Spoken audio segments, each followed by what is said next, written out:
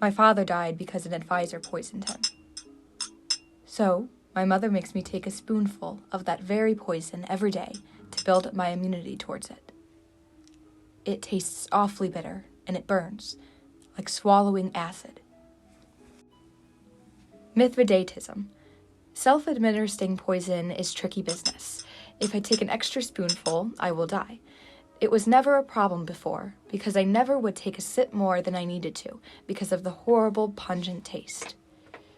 But alas, after all these months of acclimating my body to toxins, I must now be cautious. The poison has begun to taste sweet to my tongue.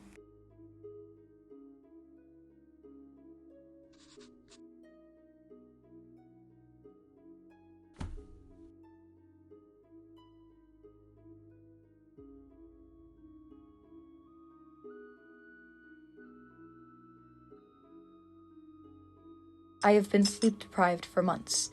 Princesses do not merely smile and wave. We are expected to be scholars, paragons of grace and intellect. Night after night, by the dim flicker of candlelight, I have pored over endless tomes, committing vast texts to memory.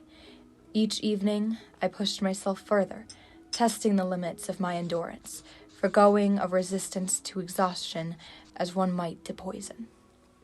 When Hippocras, the medieval spiced wine sweetened with honey or sugar, was first introduced, people were astonished by the euphoria it brought.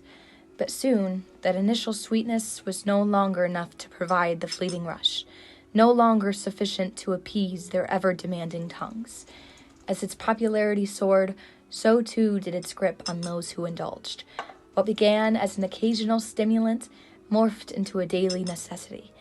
The once simple pleasure became a relentless craving, with each sip demanding another, as individuals found themselves consuming ever greater quantities just to recapture the fleeting bliss they once so effortlessly attained.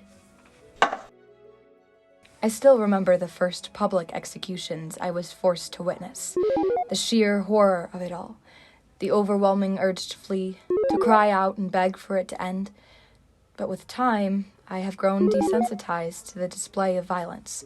What once felt like an unbearable atrocity has become little more than grim entertainment, a spectacle rather than tragedy. Rumors and slander, carried by town criers, whispered in letters, and woven into public discourse, have destroyed countless lives. I remember caring once, but after relentless exposure to public cruelty and bloodshed, all that remains is a cold, unshakable numbness to the brutality of it all.